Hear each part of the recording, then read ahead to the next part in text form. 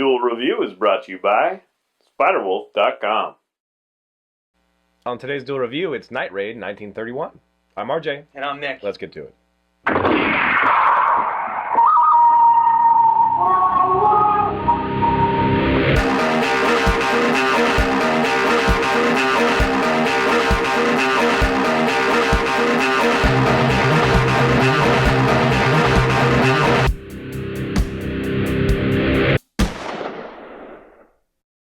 Hey everybody, today is the 27th of June and we're taking a look at Night Raid 1931, the anime. That's right, and this was directed by Jun Matsumoto, who also did Blood Plus. Which I love. Yeah, and it's produced by A1 Animation and Aniplex. Aniplex. I always thought it was Polex, because it's Polex. Yeah, they say it kind of funny. So the story the story is centered in 1931, and you have a group of spies, and they're trying to either uncover or thwart these different agendas. And it's actually really cool, but in addition to that, they each have their own unique abilities. Yeah, and this all centers, you're missing, it's all centers around kind of the Japanese occupation of parts of China. Right. So that's kind of an interesting thing. You're in China, but you're usually following Japanese. But it's cool. Anyway. Yeah, and you are following Japanese characters. There's 4 main characters, each with their own abilities, and then of course you have the kind of guy who supervises everything. But the 4 main characters are, you have the very energetic Ayo Miyoshi, who his ability is cool, but it's kind of set on a time limit. And each power kind of has a limit, although some more so than others. His really does, in that he has like a time limit on how long he can use it. So he can telekinetically push things or pull things or distort things, and what's really cool is he can use it as like a bulletproof shield, preventing bullets from hitting him and just kind of throwing them off into nowhere, which is just awesome. Then you have Kazura, and his ability I really like because he can focus in on something and then instantly teleport there, and it's just really cool. I really wish that they did more with it. And that should be mentioned, that their abilities are kind of understated. You know, they use them, but sparingly. He really uses his sparingly. There's a reason, though. It's character reason that he doesn't like it. He specifically doesn't use it as often, but more so them. Like, I mean, if I was doing this and they had powers, me directing it, he would be like throwing them up, catching them, punching them, teleporting there, punching, but it's dangerous to be so reliant, and that's kind of that's a Japanese sensibility as well. So right, and he's the kind of stern character. He's kind of the one that just kind of takes things rationally, and he's like the counter to Ayo, and I really like those two together because they have this friendship, but they're clashing against. They never agree on anything. I just love them two together.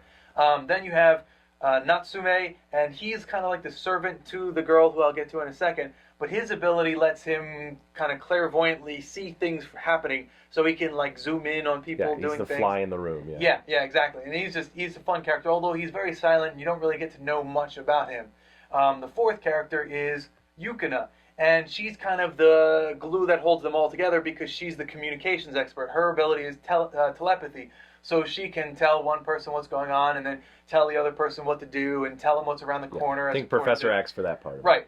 She also has a psychometric ability, psychometry being she can touch something and gain that thing's or person's memories. It, Right, yeah, which is pretty awesome.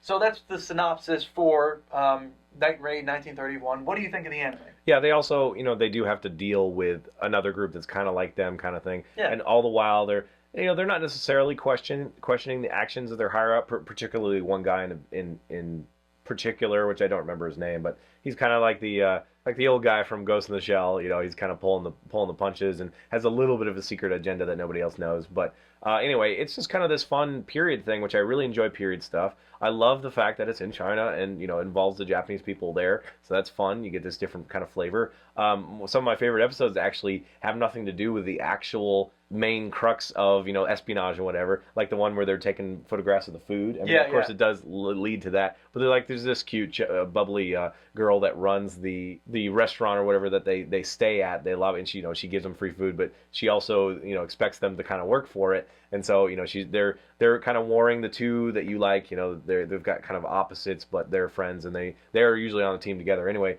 one was like, oh, I can photograph, and the other was like, oh, you call that photographs? That's ridiculous. So they both photograph, and of course they end up both winning over the little girl and all this stuff. And it's just a lot of fun. It's kind of a cute thing. But then there's this cat that's involved and all this stuff. Yeah, I like so that. That was fun. In true anime style, it does take breaks and have kind of like the side thing, but it does actually all add up. So it's not episodic where it's just like, oh, well, I don't know why I watched that because it has nothing to do with the main story. But it is episodic in the sense that they have these missions and they complete a mission pretty much every time. It's just they're kind of learning a little bit more and, that sort of thing. They run into that opposite team and have to deal with them. And some of them are possibly more powerful, but they all know that each other has limitations. So there's this kind of bluffing that goes on and they have to try to figure that out. It's not a terribly long anime. It's only 16 episodes. Right. But I think it's really solid. It's got great voice acting. Yes, I love the yes. voice acting. It's a lot of voices that you'll recognize. It has the guy that played Kanta from Dead Man Wonderland, stuff like that. So it's really a lot of fun. It really is. It's got kind of that comic flavor and that kind of American super spy team flavor with a little bit of James Bond thrown in there. You know what I mean? It is kind of a lot of fun. Yeah. What did you think? Did you not agree with that? No, I really enjoyed it. What I don't like is the last 2 episodes are kind of everything's said and done, and this is where everyone else is. And they take 2 episodes to do that, which is unfortunate.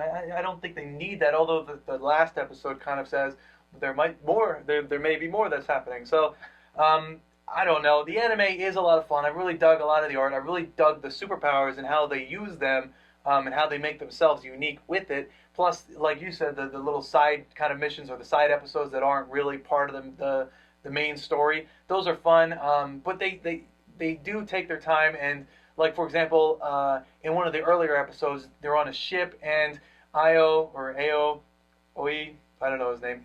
He's kind of a director of photography. He's running the camera for a picture that they're doing while they're investigating.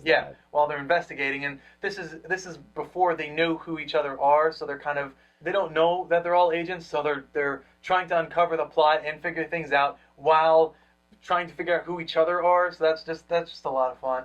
So yeah, the anime is really fun, and it is only 16 episodes on Netflix, and I think you should check it out because it's worth it. Yeah, I really do. For 16 episodes, it's not a huge investment. Yeah. And it's just a lot of fun. If you like the kind of periodness as well, I think this does, it's just fun. I love the garb, you know what I mean? Like, we love Bacano, and Bacano's a lot, it's a very strange duck compared to this one, though.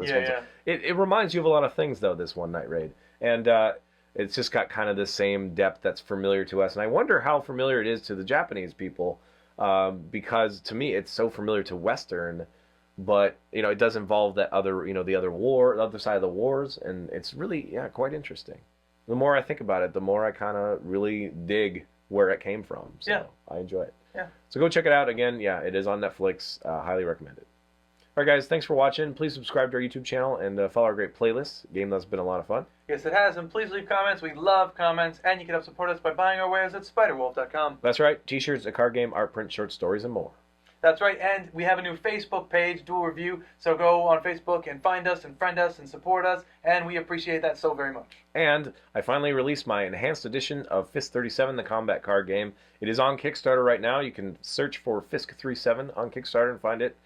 Please go check it out. Take a look. If you like it, please pledge. Please tell other people about it. We really need your help to make this happen. I've been working really hard on it. And I just would love for you guys to just go check it out. Yep. And also you can follow me on fisk37.tumblr.com. I am blogging as my characters, releasing updates, releasing character sheets, a lot of fun stuff there, and it'll go all the way through Kickstarter, probably beyond. So go check that out and share it if you like it. Thanks a lot. See you later.